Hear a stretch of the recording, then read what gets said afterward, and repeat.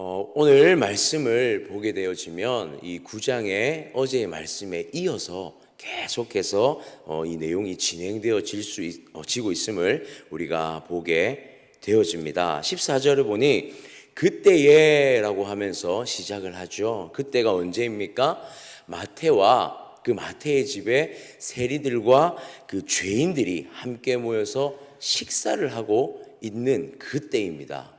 예수님께서 걸어가시다가 마태와 그 세리들, 죄인들을 불러서 마태의 집에 모여 식사의 교제를 나누시는 그 상황에 요한의 제자들이 나와서 예수님에게 또 한 가지의 질문을 하고 있는 것이죠.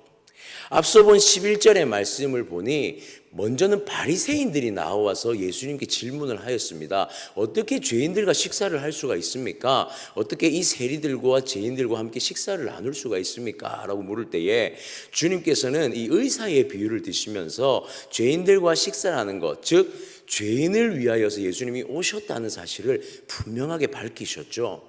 그런데 오늘 예수님께 나온 또 한 무리는 누구이냐면 바로 이 세례 요한의 제자들이었습니다.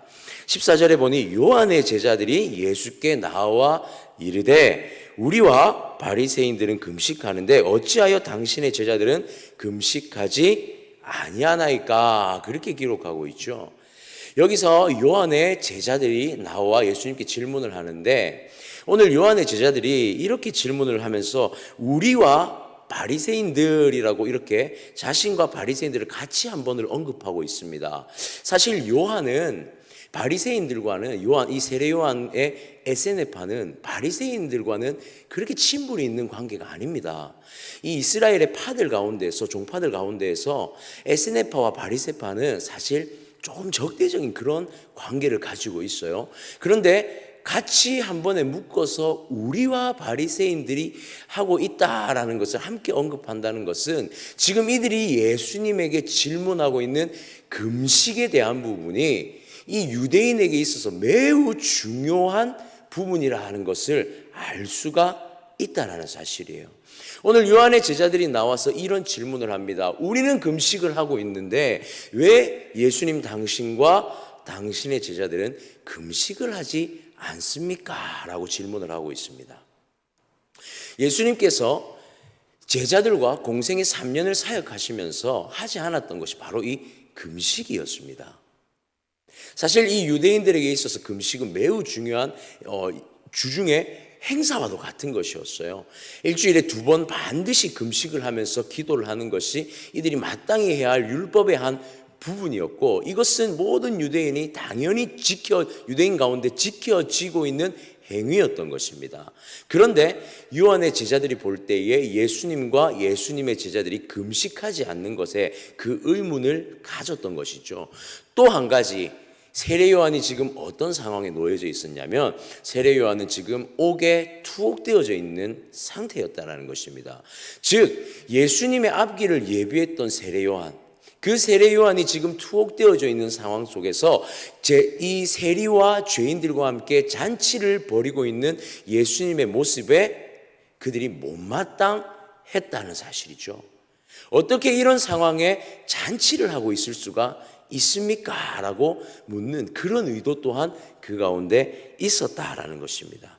자, 그때에 예수님께서는 이 금식에 대하여서 분명하게 세례 요한의 제자들을 향하여 다시 한 번 더 선포하고 계시는 것을 보게 되어집니다. 15절의 말씀을 보니 주님 이렇게 말씀하십니다. 예수께서 그들에게 이르시되 혼인집 손님들이 신랑과 함께 있을 동안에 슬퍼할 수 있느냐? 그러나 신랑을 빼앗길 날이 이르리니 그때에는 금식할 것이니라. 주님께서 먼저 말씀하신 것은 지금은 금식할 때가 아니다라고 말씀을 하셨다는 거예요. 유대인들이 과연 금식을 해야 할 이유가 무엇이었습니까? 유대인들이 이 율법을 지키고 금식을 해야 할 이유는 궁극적으로 오실 메시아를 기다리는 것이었죠. 예수님께서 오실 메시아가 그들을 구원할 그때를 기다리며 이들은 금식하고 기도하고 번제를 드리고 제사를 지내며 절기를 지키며 이 율법의 모든 것들을 행하고 있었다는 것입니다.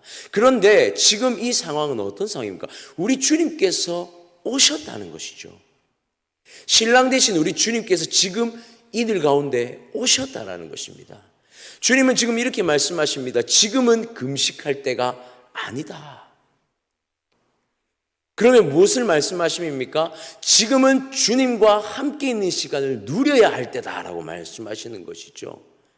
지금은 예수님이 오신 이때를 이들이 함께 누리고 그것을 기뻐하며 즐거워해야 할 때이다 말씀하시는 거예요. 또 아까 전에 한 가지 의도가 더 있다고 하였죠. 세례 요한이 투옥되어져 있는 상황. 세례 요한은 무엇을 감당하던 자였습니까? 주님이 오실 길을 예비한 자였습니다.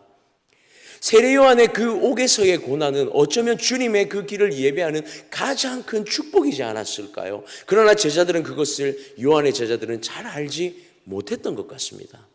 그래서 예수님의 이 천국의 잔치가 펼쳐지고 있는 이 세리들과 죄인들의 이 잔치 가운데 그들은 의문을 품을 수밖에 없었던 것입니다. 오늘 예수님은 이 말씀을 하시면서 또 한 가지 말씀을 언급하십니다. 너희가 진짜 금식해야 될 때가 올 것이다 말씀하세요. 그때가 언제입니까? 예수 그리스도께서 십자가에 못 박혀 돌아가시는 때가 올 것이다 라는 것이죠. 그러니까 이 금식을 해야 하는 그 이유와 목적을 명확하게 알고 있어야 됐다는 사실이죠.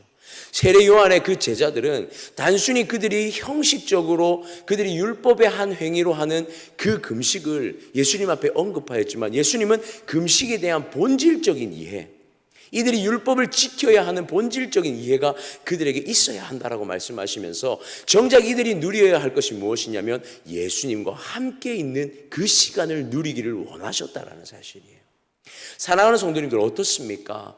주님 이 땅에 오셔서 십자가의 그 사건을, 주님께서 십자가를 감당하시고 우리에게 생명의 은혜를 허락하셨습니다. 여러분 정말 예수님을 믿으시고 예수님과 함께 그 은혜를 누리고 살아가고 계십니까? 우리가 살아가는 이 한순간 한순간이 기쁨이고 즐거움이고 행복한 삶임을 누리고 계십니까? 어쩌면 우리는 지금도 신앙생활을 하면서 예수님 언제 오십니까? 라고 외치던 이들의 모습과 우리의 모습 가운데 이들의 모습이 보여지고 있지는 않습니까? 여전히 전통으로만 지켜져야 할 것들에 얽매여져 있지는 않습니까? 지금 우리 주님께서 원하시는 것은 함께 누리기를 원하시는 것입니다. 주님이 이 땅에 오셔서 감당하셨던 그 십자가, 그로 말미암아서 우리에게 주어진 그 은혜를 누리는 것, 어쩌면 지금 우리에게 주어진 이 하나님의 이루어진 나라, 우리는 여전히 다시 오게 될 하나님의 나라를 기다리지만 지금 이 순간에도 하나님의 나라는 주님이 오심으로 말미암아 우리에게 허락되어졌습니다. 그렇다면 우리는 무엇을 해야 합니까? 주님이 주신 그 은혜를 누리는 것, 그것이 우리가 지금 마땅히 행해야 할 은혜이지 않겠습니까? 주님은 오늘 이것을 말씀하시는 것입니다. 주님이 오신 것은 새롭게 되어짐입니다. 낡은 것을 새롭게 하신 것입니다. 낡은 율법, 어쩌면 그 잘못 지키고 있던 그 율법을 완성시키신 예수님의 사역들, 주님이 오심으로 율법이 완성되어졌죠. 주님은 이 율법을 행위로 지키기를 원하지 않으셨습니다. 참된 율법은 무엇이었습니까? 하나님과 연합하는 것이죠. 주님과 연합하는 것입니다.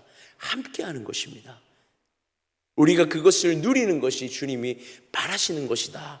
오늘 말씀은 우리에게 그것을 분명하게 말씀하고 있다는 사실이죠. 16절에 생배 조각은 낡은 옷에 붙일 수 없다 말씀하시고 17절에 새 포도주는 새 부대에 담아야 된다 말씀하십니다. 주님이 오신 것은 새롭게 된 것이고 우리는 새롭게 됨을 누리면 되는 것입니다. 믿으십니까?